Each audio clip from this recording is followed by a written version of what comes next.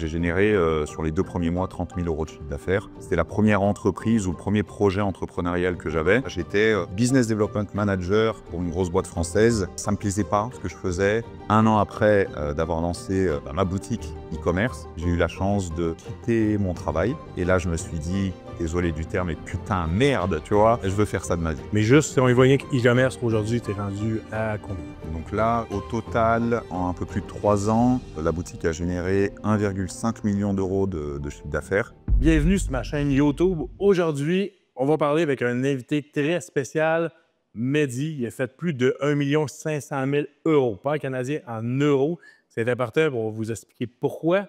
Et Mehdi, ben, je suis depuis son début. Je suis arrivé après lui dans le programme. Il est dans les piliers, les premières personnes qui se sont lancées que je connais en e-commerce. Fait que, on va prendre le temps de vous le présenter et durant toute la vidéo, vous allez apprendre pourquoi il s'est expatrié, qu'est-ce qu'il a fait, qu'est-ce qu'il a fait qu'il a voulu se lancer en e-commerce et vous allez apprendre plein de détails personnels. Fait que, bienvenue Mehdi. Merci de m'inviter tout simplement dans ta chaîne, ça me fait plaisir. Puis, premier point, pour le monde qui ne connaisse pas, t'es qui, t'as quel âge, qu'est-ce que tu fais? Yes. Eh ben, moi, c'est Mehdi, j'ai 37 ans, père de famille, marié avec 2 enfants. J'ai une petite fille qui a 6 ans et mon fils a 3 ans. Et aujourd'hui, j'ai la chance de vivre aux Émirats depuis bientôt 4 ans. OK. Fait que pour le monde qui ne savent pas les Émirats, tu restes pile à Dubaï. Depuis, ouais, c'est ça, bientôt 4 ans? Ouais, c'est la 4e année là qu'on s'est expatrié à Dubaï et on est originaire de France à Lyon. Ouais, c'est ça. C'est là où je suis né, c'est là où j'ai grandi, où j'ai fait mes études.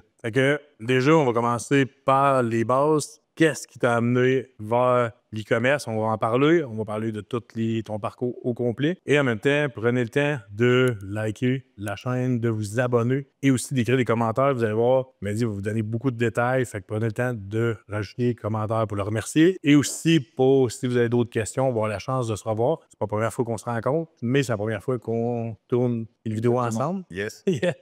Fait que, ben, Mehdi, qu'est-ce qui t'a amené vers l'e-commerce? C'est quoi ton parcours? Parce qu'au départ, je pense pas que c'était le parcours qui était dédié pour toi au départ. Non, du tout. Du tout, du tout. Donc, comme je le dis souvent, en fait, à la base, moi, je suis un pur produit de la société. Quand je dis un pur produit de la société, c'est que je viens d'une famille modeste. Mon père électricien, ma mère femme au foyer. Et ils ont émigré d'Algérie après l'indépendance. Et du coup, on a été, on va dire, la première génération à être née en France. Et du coup, on a eu la chance de profiter du système éducatif français. Et ça nous a permis de faire nos études. Et quand je dis produit du système réussi, c'est que j'ai un bac+5 en commerce international. J'ai bossé dans des grandes sociétés, des sociétés américaines, japonaises, françaises. Et mon dernier job, j'étais business development manager pour une grosse boîte française. Et j'aime à dire généralement que j'étais cadre, j'avais tout ce qui était, on va dire, cadre de réussite. Mais la vérité, c'est que j'étais en fait malheureux. Quand je dis malheureux, je ne vais pas non plus faire la victime, mais malheureux dans le sens où ça ne me plaisait pas ce que je faisais. J'avais l'impression d'être enfermé dans une boîte. Et aussi, d'un point de vue revenu, c'était cool. Mais comme j'expliquais, en fait, je viens d'une famille modeste, donc on doit se construire, on doit faire notre argent, notre patrimoine. Et j'avais cette impression que ça allait très doucement. Il y a le Covid qui est arrivé. Et pendant le Covid, j'étais à la maison, on était renvoyé à la maison, on était payé à être à la maison. Et j'ai vu une pub de dropshipping, e-commerce. Du coup, je me suis laissé tenter en me disant, bon, ça peut être cool, ça peut être une occasion pour moi de me lancer dans un business. Et pourquoi pas justement d'accélérer et d'aller chercher ces revenus manquants pour moi.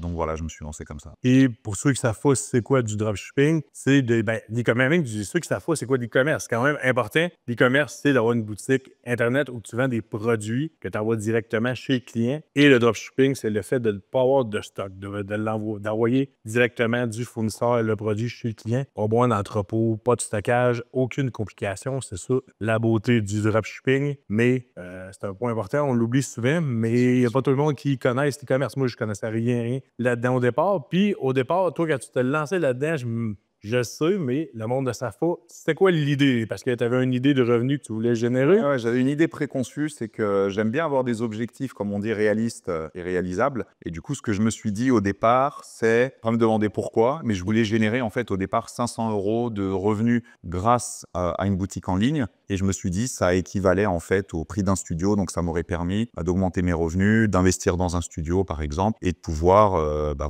avoir cette somme qui me permet d'investir ou de faire faire des choses. Je me suis dit ça pouvait être cool. Et je voulais pas trop me donner d'objectifs trop forts au départ parce que l'objectif, c'était vraiment voilà, de commencer avec un revenu complémentaire. Et pour ceux qui savent mon parcours un peu, comme je vous ai dit, moi, c'est grâce à un programme de coaching que j'ai appris, un programme de formation qui m'expliquait comment réussir. Et quand je suis rentré dans le programme, Mehdi est arrivé avant moi. Et il était déjà dans les réussites rapides parce que tu visais, comme tu disais, un 500 euros. Et c'est quoi que tu as fait en 24? Qu'est-ce qui s'est passé? Parce que il me semble que 500 euros, c'est ça. Ouais, non, franchement, c'est assez incroyable. C'est un parcours, on va dire, aussi atypique. Mais si tu veux, moi, quand je me suis lancé, vraiment zéro stress, tranquille, je voulais vraiment faire ça dans mon coin et me dire, bah, ça marche, c'est cool. Et si ça marche pas, c'est pas grave. Mais en tout cas, je voulais vraiment tester cette aventure-là. Et bah, quand je me suis lancé, parler en termes de chiffre d'affaires pour donner un peu d'idées aux gens. Mais le premier mois, donc si tu veux, j'avais intégré, on va dire, un mois d'avril. En juillet, je lançais ma boutique et donc seulement après 3 mois. Et bah, le premier mois, j'ai généré plus de 8 000 euros de chiffre d'affaires. Et le deuxième mois, plus de 22 000 euros. Donc en fait, j'avais voilà, sur mes 2 premiers mois de business, parce que j'ai jamais fait de business avant. Quand j'ai jamais fait de business, c'était la première entreprise ou le premier projet entrepreneurial que j'avais. Et bah, j'ai généré sur les 2 premiers mois 30 000 euros de chiffre d'affaires. Et là, je me suis dit, désolé du terme, mais putain, merde, tu vois, je veux faire ça de ma vie. Là, ça a été vraiment un déclic de fou. Et je me suis dit, voilà, je fais un bac+5, je fais 5 ans d'études et j'ai démarré à des salaires assez bas. Et puis après, tu gravis les échelons. Mais en tout cas, là, je me suis dit, waouh, en à peine 3 mois, j'ai déjà généré 30 000 euros de chiffre d'affaires. Et donc, j'ai vu le potentiel de dingue et surtout le plaisir que j'avais à bosser dans ce nouvel univers. Et à partir de là, j'ai dit, je pense que j'aimerais faire du e-commerce à ma nouvelle vie. Puis, quand tu dis t'as le plaisir, moi, c'est ça, je l'ai vu. J'essaie de retrouver des scènes.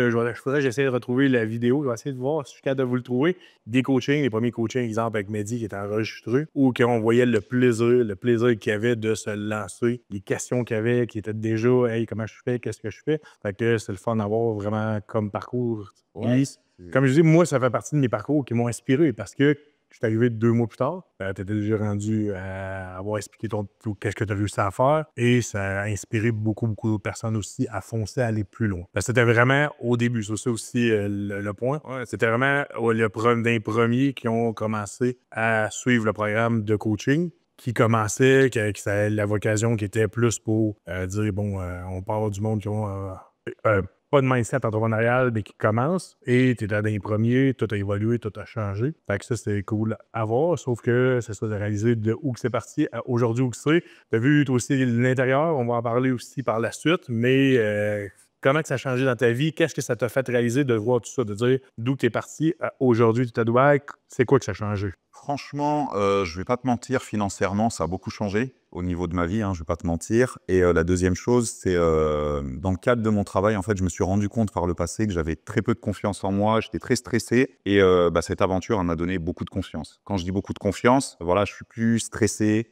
Quand je me réveille le matin, je suis vraiment, comme je te disais, bah, passionné par ce que je fais. Et surtout, bah, voilà, je prends beaucoup de recul sur les choses et je kiffe faire ce que je fais. Et ça, pour moi, en fait, ça a été vraiment un déclic de fou parce que cette aventure, elle m'a permis de me rendre compte que, en fait, j'aimais pas du tout ce que je faisais. Comme je disais dès le départ, c'était produit du système. Et donc, c'est des opportunités qui t'emmènent d'un job à un autre, mais c'est pas ton envie profonde. Et là, pour la première fois de ma vie, j'ai eu cette sensation de choisir ce que je veux faire ce que j'ai envie de faire. Donc choisir tout simplement voilà, ma boutique, mes produits, voilà, tous les projets à l'intérieur de ma boutique. Et ça, j'ai trouvé vachement cool. Donc ça, c'est bien. Et aussi, d'un point de vue état d'esprit, le fait de fréquenter maintenant aussi d'autres personnes qui font de l'entrepreneuriat sur la partie, je dirais, gestion des finances, ça m'a aussi beaucoup aidé sur les investissements, sur la façon de voir le futur. Et du coup, voilà, je suis plus accolé à un système où j'attends la retraite. Là, maintenant, je suis vraiment dans un délire où voilà, je sais que je suis capable de construire mes propres revenus et ma propre retraite. Et ça, franchement, je trouve que c'est vraiment cool, surtout dans voilà, le stress qu'on a maintenant dans la société, avec les inflations, avec tout ce qui s'ensuit. Là, au moins, je me sens plus esclave de ce truc-là. Parfait. Puis, parce que oui, on pourrait embarquer sur le programme, on va en parler ou comment on s'est rencontrés, toi et moi. Sauf que je veux quand même que aussi tu t'expliques pourquoi Dubaï. Parce que c'est drôle, mais c'est ça, des fois, le monde, ils vont à Dubaï, ça coûte moins cher, le coût de la vie est moins cher. Je vous le dis, vous écouterez ma vidéo, je peux vous dire comment ça m'a coûté pour cette semaine-là. Et pour moi, la vie n'est pas moins chère à Dubaï, pas du tout. Ouais, non, même pas au Québec, solidement. Mais pourquoi toi, ça t'a amené va à Dubaï? Déjà, il faut un peu, j'allais dire, disclaimer, parce que Dubaï, on entend beaucoup parler, c'est beaucoup strass et paillettes, mais c'est un endroit qui est quand même très difficile. Quand je dis très difficile, c'est que il faut avoir quand même certains revenus pour y vivre, parce que ça coûte très cher, comme tu le signalais. Mais par contre, franchement, c'est un kiff. Si tu as de quoi vivre là-bas, du coup, moi, ce que j'ai vraiment adoré, c'est... donc, pour répondre, pardon, à ta question, on avait déjà voyagé avec ma femme 2 fois à Dubaï en vacances. Et franchement, on a adoré l'énergie, on a adoré la propreté, la sécurité qui y règne. Donc, on s'est dit, franchement, on aimerait bien un jour vivre là-bas.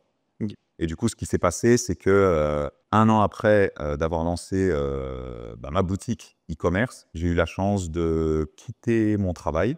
Donc, pendant 1 an, je travaillais en même temps que je travaillais sur ma boutique. Et j'ai pu remplacer en fait mes revenus de mon travail par les revenus de ma boutique. Et du coup, on a pu s'expatrier à Dubaï avec madame et les enfants. Et franchement, je regrette pour rien au monde. C'est magnifique. Puis, de toute façon, là-dedans, déjà, ta fille, elle parle combien de langues? 2 langues et demie, on va dire. Elle parle couramment français, elle parle couramment anglais et elle parle un petit peu arabe littéraire. Ça, c'est... Tu sais, juste pouvoir avoir ça, avoir une école, adaptée. Même ton gars, tu dis, les écoles sont vraiment adaptées à... Ouais, après, tu as différentes... tu vois, après, c'est les choix. Tu vas parler un peu plus de Dubaï. Nous, quand on est arrivé, déjà, on s'est mis dans des conditions top. On a pris une maison dans une communauté avec des piscines, avec des trucs pour les enfants et tout. L'idée, c'était vraiment d'être dans un cadre vraiment top. Parce que moi, je savais que j'allais cravacher, que j'allais taffer comme un fou.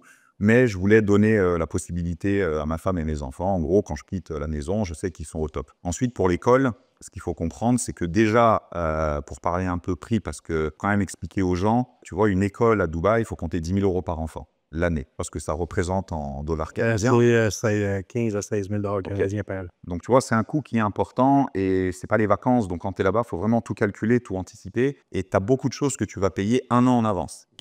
Ton loyer, l'école et tout, tu vois, il y a quand même beaucoup de choses que tu payes 1 an à l'avance. L'école, tu peux payer en 3 fois, mais voilà. Mais du coup, après, au niveau scolaire, ce qu'il y a de bien, c'est que tu peux choisir. Tu vas avoir des écoles françaises, des écoles canadiennes, tu vas avoir des écoles anglaises, des écoles américaines. On va dire ça, c'est les principales. Et après, du coup, en fonction de ce que tu veux, tu vas pouvoir mettre tes enfants là où tu veux, mais c'est à peu près les mêmes prix partout. Et nous, on a choisi de vivre l'immersion totale. Par facilité, j'aurais dire, on aurait pu choisir une école française en disant « ouais, mais si on revient ou pas ?» Mais nous, on a fait tapis, on les a mis en école anglaise et on ne regrette pas parce que voilà, le niveau d'anglais qu'ils ont maintenant, c'est vraiment top. Et ouais, sur ça, on ne reviendrait pas du tout en arrière. Puis, parler parce que tu m'as disais vidéo, je sais qu'à Dubaï, quand tu es arrivé, les coûts ont explosé encore plus parce que je me rappelle quand tu es arrivé là-bas, tu vois, 7 ans par mois environ.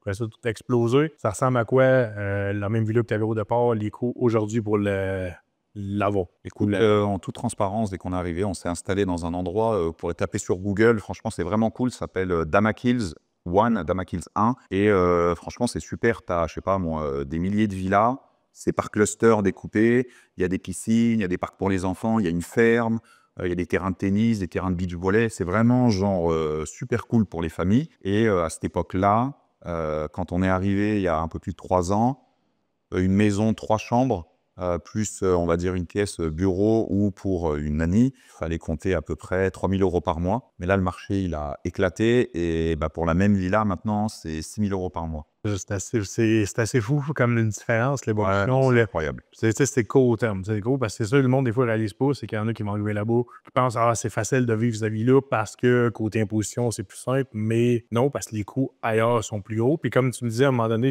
tout peut aller plus vite là-bas, mais il faut que tu payes. C'est ça. Donc en fait, ce qui est intéressant, c'est que pour moi, l'objectif d'aller à Dubaï, ok, c'était de mettre ma famille dans un top truc, qu'on soit cool, dans un bel environnement, mais aussi d'un point de vue fiscalité, c'est la réalité en fait. Il n'y a pas d'impôts, il n'y a pas de taxes, etc. Mais il y a des sortes de taxes cachées. Ça veut dire que chaque année, tu dois payer par exemple 5 000 € pour renouveler ta licence. Tu vas avoir des frais comme des taxes d'habitation, des choses comme ça.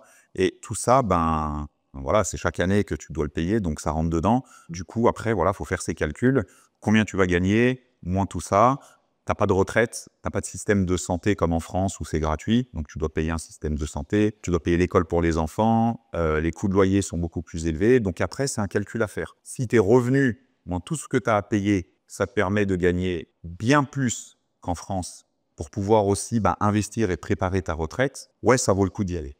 Maintenant, il faut faire attention, il ne faut pas y aller dans un démarrage ou quand tu es bancal, parce que du coup, là, ça peut être dangereux. Ah, ça arrive, les personnes qui vont arriver trop vite, pas prêts et qui n'ont pas de vision non plus long terme, ça ramasse à dette. C'est facile de tout aller là-bas, de tout dépenser. Il y a tellement d'activités, de choses à faire en avoir que tu veux y faire.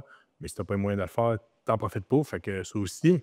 Et l'autre point aussi, c'est qu'on parle d'e-commerce. Comme je disais, sur ta boutique aujourd'hui, tu as généré combien? Et je sais que tu n'as pas juste ça comme business, tu as d'autres, beaucoup d'autres projets. Mais juste, si on y voit rien qu'e-commerce aujourd'hui, tu es rendu à combien? Donc là, au total, en un peu plus de 3 ans, la boutique a généré 1,5 million d'euros de chiffre d'affaires. Et du coup, voilà, l'avantage, c'est que ça s'est fait aussi crescendo. Ça s'est mis en place. Et puis après, avec le temps, j'ai réussi à améliorer pas mal de choses dans mon parcours. Mais ouais, 1,5 million d'euros. Parce que même aujourd'hui, tu as d'autres projets autres complètement. Un autre projet que tu as ouvert. Je sais pas si tu peux en parler un peu, tes objectifs. En gros, qu'est-ce que tu as le goût de faire, où tu vas aller, bien sûr. Déjà, il y a 2 trucs qu'il faut prendre en compte. C'est que j'ai la partie e-commerce par le biais de ma boutique. Aujourd'hui, j'ai la chance aussi d'avoir intégré l'équipe de Saad et Adam et donc d'être coach dans le programme Enfant Libre et pouvoir transmettre aussi moi ce que j'ai appris grâce à eux et le transmettre. Et j'ai aussi la partie, tout ce que j'ai appris aujourd'hui par le biais de ma boutique et par le biais de l'e-commerce. Aujourd'hui, je suis en train de monter une marque aux Émirats qui s'appelle Maleika. Qu'on peut retrouver facilement sur Instagram. Et cette marque-là, c'est tout ce que j'ai appris pendant ces 3-4 années que j'ai mis sur ce projet-là. Et du coup, l'objectif, c'est d'être les numéro 1 sur le Moyen-Orient, sur cette marque-là, qui est orientée décoration chambre de bébé. Et du coup, on target, on va dire qu'on cible tout le Moyen-Orient. Donc, ça va être les Émirats, l'Arabie Saoudite, Oman, le Koweït, tous ces pays-là. Parfait. Puis on prendra le temps de rajouter, là, si vous voulez avoir l'Instagram directement, afin qu'on prenne le temps de le mettre. Comment on peut te retrouver? Parce que tu as Instagram aussi, tu passes aussi sur ton Instagram personnel. Ouais, sur mon Insta personnel, si on pourra le mettre en bas, comme ça les gens pourront voir un petit peu. La même affaire, c'est de même qu'on voit le parcours. J'ai essayé de réaliser parce que vous me dites, même si on se côtoie, des fois, on a des obligations différentes. On se parle, des fois, ça peut prendre 1 mois avant qu'on se parle 2 mois. Et à un moment donné, je vois ça. Instagram en train de préparer une décoration de chambre intérieure. Puis je me dis, OK, cool, il y a de quoi d'autre. Fait qu'après, par la suite, on a la chance d'en parler. Puis c'est vraiment un beau projet. Ouais, non, c'est Puis même si c'est ça, dans ton parcours, ça fait, comme ils disent, on s'est rencontrés quand même rapidement. Le premier mastermind qu'il y a eu dans Fin Libre, on a eu la chance de se rencontrer là-bas. On avait commencé en même temps comme coach dans le programme. On avait 2 parcours complètement atypiques, différents complètement et atypiques dans le sens où j'avais un parcours plus technique, plus... moi, j'aime beaucoup moins de vente, de chiffre d'affaires à ce moment-là. Puis c'était plus côté technique. Dans ton cas, tu avais explosé les chiffres, tu avais déjà commencé, faire le premier winner. Même tu avais arrêté, je pense que tu avais ralenti un winner. Ça m'avait impressionné quand j'ai vu ça. Et après ça, tu as continué, tu es rentré dans le programme de coaching, on s'est fait former ensemble. Vous allez voir aussi d'autres vidéos sur la chaîne qui va apparaître bientôt. C'est avec Flo, Florien, qui nous avait formé les 2 comme coach, qui nous avait suivis, qui nous avait montré beaucoup de parcours. Fait que vous écouterez la vidéo aussi, ça vaut vraiment la peine, elle va être ici. Là. Et la même chose, c'est ça, comme coach, qu'est-ce que ça a changé dans ta vie? Parce que oui, ça aussi, ça l'a fait évoluer autant ta personne, ta vision, ta façon de voir. Déjà, d'être capable de parler avec des Canadiens. Hey, allô, tous les Canadiens. Non, ce qu'il y a d'incroyable, en fait, c'est que ce qui est fun, en fait, et cool dans ce business model-là, c'est que tu n'as pas peur d'en parler et de partager parce qu'il y a des gens qui pourraient se dire, s'il gagne sa vie avec l'e-commerce, pourquoi est-ce qu'il fait du coaching? En fait, ce qu'il y a de bien, c'est que tu peux parler de tes chiffres, tu peux parler un petit peu boutique, tu peux parler un peu de toutes ces choses-là. Et ce qu'il y a de bien, c'est qu'en fait, il y a assez de place pour tout le monde dans ce truc-là. Nous, on prend une partie d'un grand gâteau et donc ça, c'est plutôt cool. Et j'avais vraiment envie aussi de me dire, tu sais quoi, à un moment donné, moi, on m'a donné et ça m'a permis d'apprendre, de faire. Et j'avais un peu ce sentiment de dire, ça peut être cool aussi de former à ton tour, de guider des gens. J'aime bien parler, j'aime bien tout ce qui est autour de la pédagogie, filer des tips, des conseils aux gens.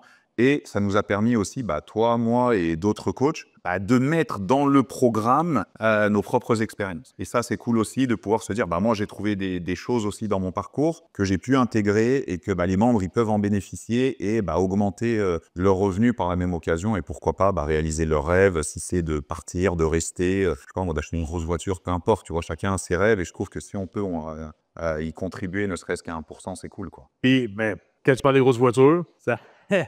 Tu me fais penser à de quoi? Parce qu'on a on est partis, les deux, je pense qu'on avait des visions de dépenser plus, d'avoir plus de bébelles. Puis, je sais pas si ça fait ça dans ton cas, mais moi, dans mon cas, ça m'a comme ralenti dans le sens que, pas juste ça m'a ralenti, mais une fois que j'ai eu moyen d'acheter bébelle, je me suis dit, j'en ai-tu vraiment besoin? Comme salarié, il fallait que je me change les idées. Il fallait que j'aille la nouvelle moto, le nouveau char, les nouvelles activités. Dans ton cas, c'est quoi que ça l'a changé de ce côté-là? Tu sais quoi, c'est drôle cette question parce que j'y pense souvent aussi et je remercie le ciel en fait d'être arrivé à Dubaï à la trentaine. Parce que je me dis en fait quand tu arrives à la vingtaine, tu n'as aucune notion de l'argent, tu n'as aucune notion de l'investissement, peut-être que tu t'en fous, tu ne penses pas trop au futur. Et là, le fait d'arriver à la trentaine, ça m'a permis aussi de me dire, attends, je sais pourquoi tu y vas, je sais ce que tu veux.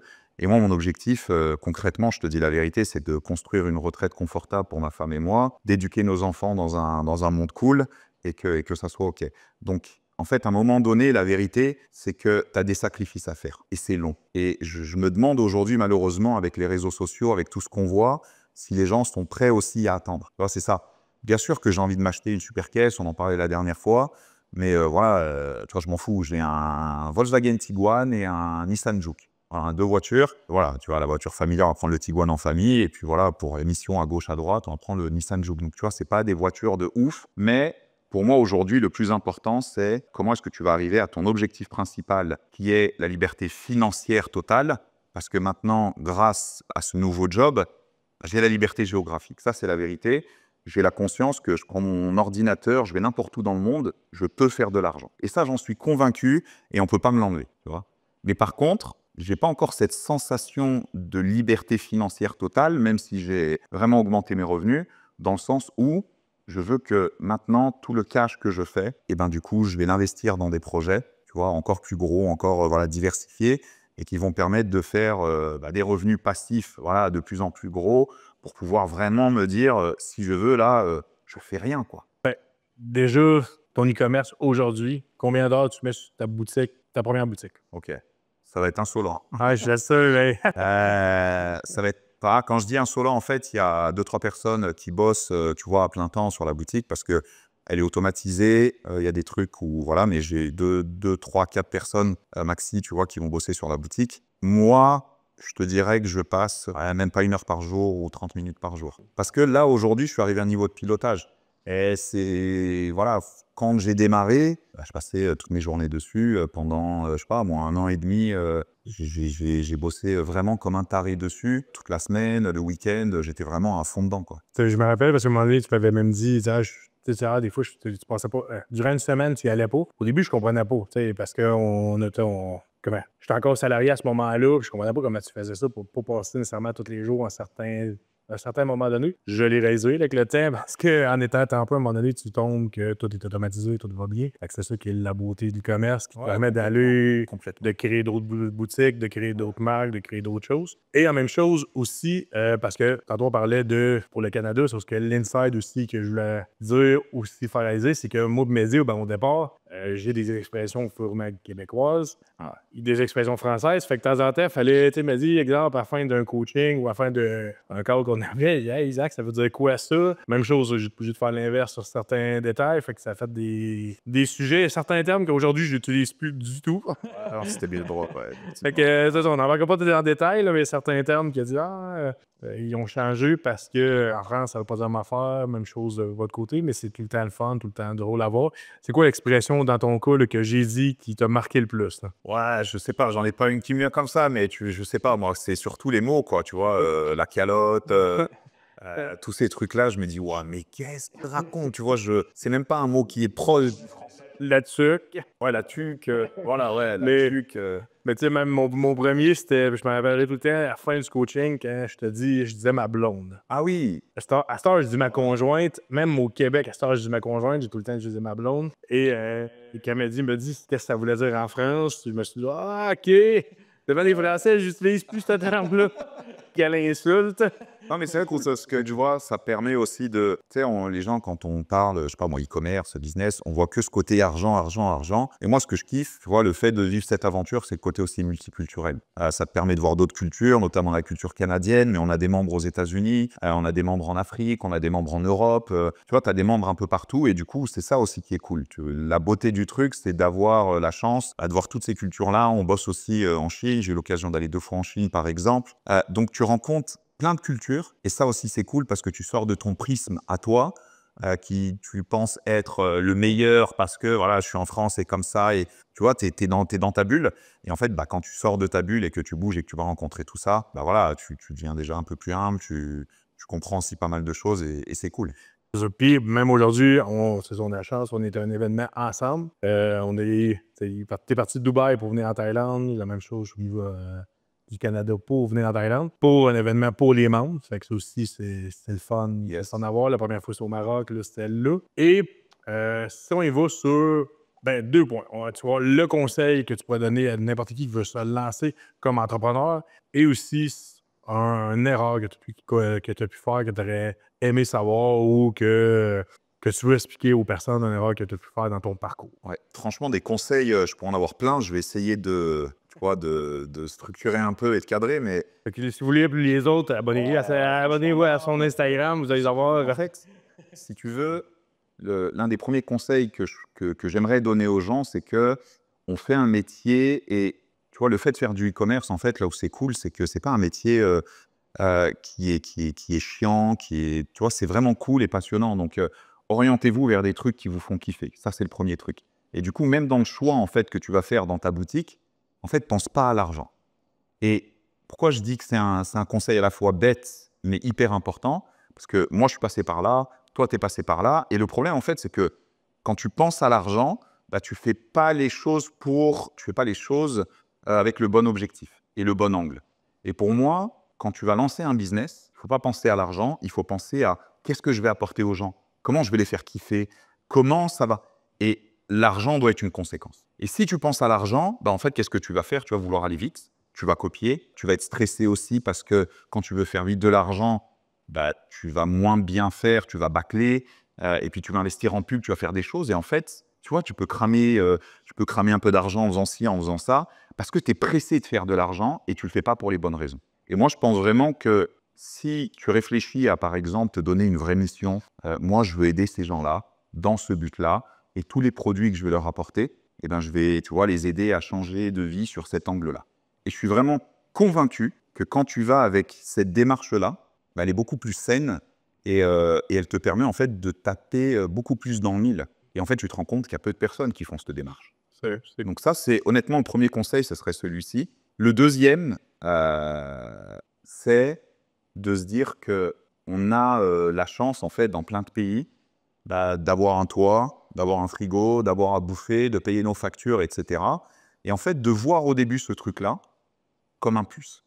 Pourquoi je dis ça? C'est parce qu'en fait, ça va vous éviter d'entrer dans j'allais dire, dans une routine peut-être qui peut être stressante. Et c'est ça le truc, c'est que si tu commences un business en te disant, vas-y, je vais faire ça, je vais m'investir à 200%. Hein.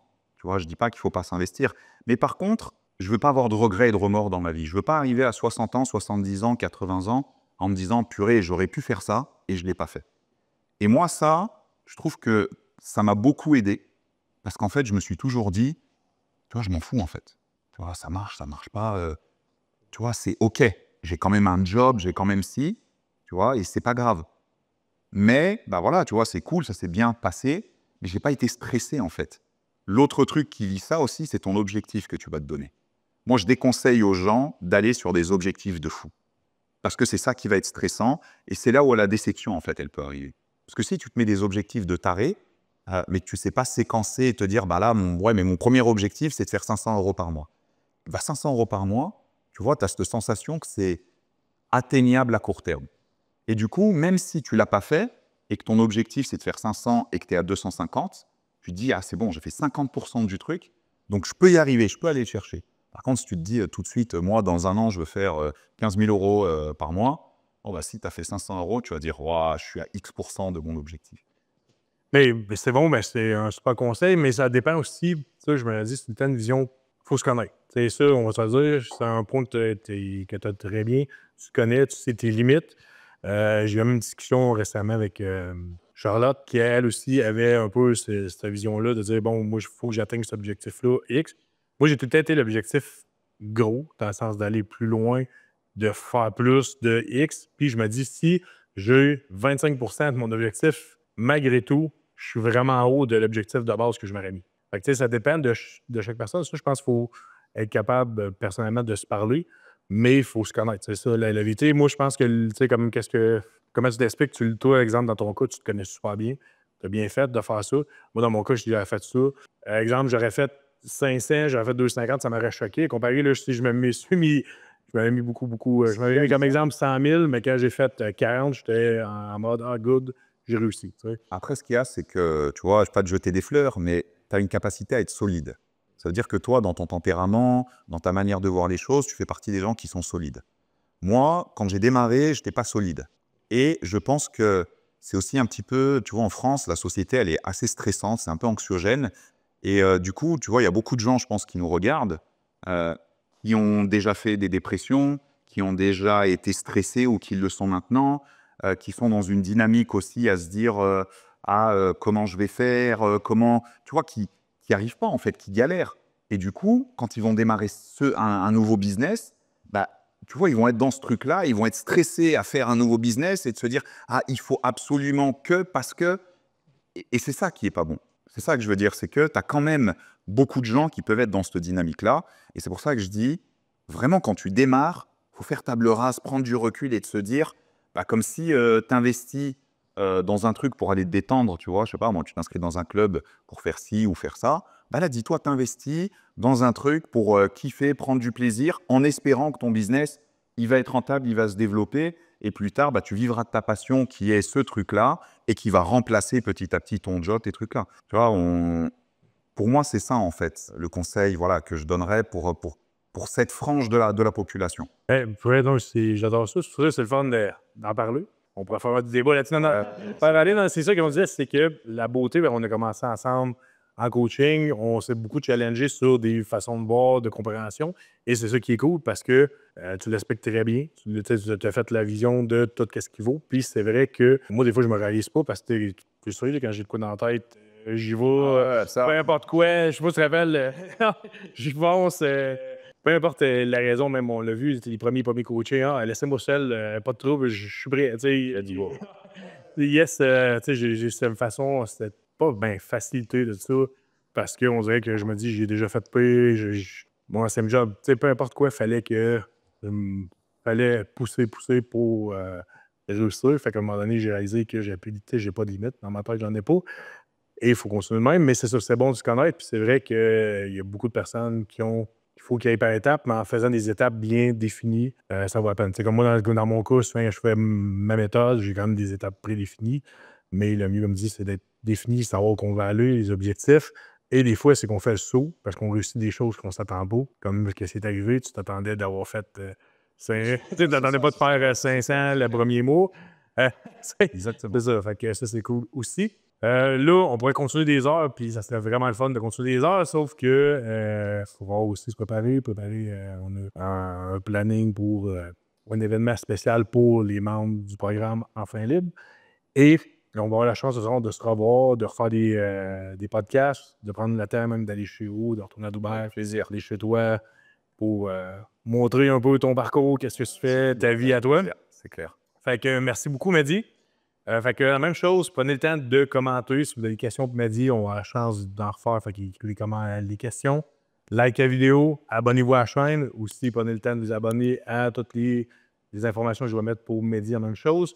Et Mehdi, as-tu un mot à dire à autant mes auditeurs, tes auditeurs, au monde de l'entrepreneuriat? Franchement, j'espère qu'il y aura un maximum de personnes qui auront vu cette vidéo et qui auront été au bout. Parce que là, c'est vraiment réel. Tu vois, c'est pas s'inventer des vies, des choses comme ça. C'est réel.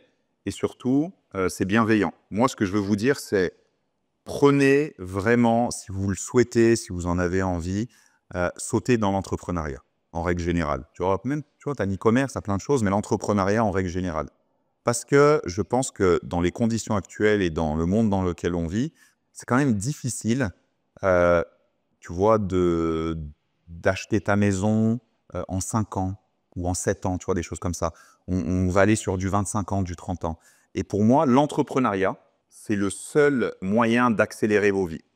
Et c'est pour ça que je dis, peu importe ce que vous entreprenez. Et après, moi, je parle que de ce que je connais aujourd'hui l'entrepreneuriat, c'est l'e-commerce. L'avantage et le conseil que je pourrais donner pour les gens qui souhaitent se lancer dans l'e-commerce, c'est que le ticket d'entrée est faible. Et c'est aussi une des raisons pour lesquelles j'ai choisi ça. C'est que les coûts sont très faibles pour démarrer un business, alors que quand on va prendre un business physique ou n'importe quoi, il y a un ticket d'entrée qui est important. Et voilà, c'est ça qui m'a plu. Donc, je vous conseille l'entrepreneuriat. Si vous avez besoin de conseils sur la partie e-commerce, il y a Isaac qui vous en donne à foison. Mais en tout cas, le conseil, c'est entreprenez, entreprenez, entreprenez. Foncez, ça vaut le coup, ça vaut le coup. Fait que merci beaucoup, Mehdi. Merci, les amis. On se revoit bientôt. Yes.